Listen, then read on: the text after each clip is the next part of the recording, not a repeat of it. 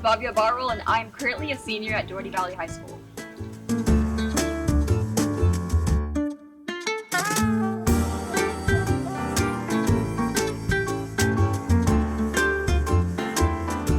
So my medium of art, when I first started drawing, I did work on paper.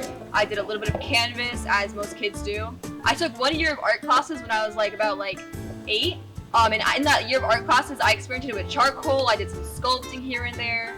I tried some other sorts of canvas. But as of right now, what works the best for me is actually digital. So I use sites such as IMS Paint X or Procreate or Clip Studio Paint. And those sites are the best for me as of right now because I like to post my art online, and that's the most accessible art for bigger audiences. I normally do fan art because I think that's the easiest thing that you can push to an audience because an audience already exists for that. And on top of that, it also allows me to contribute to the things that I like. It makes me feel more accomplished because in that way I can push stuff that I like to people who also like it. And in a way, it's we're reciprocating a kind of shared intensity for a passion that we both have. When I was in elementary school, I was a big fan of Pokemon. And being a big fan of Pokemon, I watched YouTube as any kid does. And from then onwards, I was I also want to design my own Pokemon one day. I want to make my own game. But I did start off with small things like Digimon, Pokemon, Yu-Gi-Oh characters. And I would just copy them from pictures that were already there. I think that as an artist, the best thing that helped me grow was that I had a passion for it, and I wanted to push that passion for it. I wanted to be the best. I wanted to help contribute in a faster way. So as for what motivates me to start posting my work or start creating, initially it was just to get better and to kind of see myself at the same level as the people that I look up to.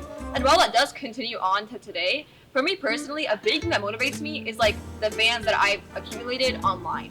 And also the community that I'm a part of. I have a good community of other artists, other writers, other creators out there. And it's really nice to see that we can bounce back, we can bounce off each other and our ideas. If I'm scrolling on social media and I see a cool picture or I see a cool concept or idea or a trend, and I say, hey, I think I could see this done in my way.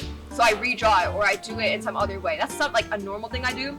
Other times it's a lot more intense, in which I kind of build off other artists' things, but say for example, I'll look at old Greek tragedies and I'll redraw a certain concept or idea from an old Greek tragedy in a modern day format because it's something that I find that to be pretty interesting. A third aspect is that sometimes it comes to me when I can't sleep. So if I'm up at night and I'm up till 4, and sometimes I just get out of bed and I have an idea in my head and I'll sketch it out on paper with some vague words, and in the morning I'll look over it and see if it's worth developing. You are never too late to start making art. And of course, art doesn't always have to come from a pencil or a pen. Art, it can come in so many different aspects that some people don't even know.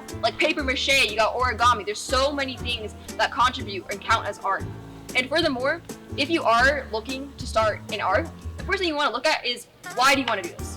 What is your true goal? Definitely look for some role models and try to replicate their style. That doesn't necessarily mean that you just trace them, but once you start to replicate many different artists' style, in some sense, you'll get your own style along the way.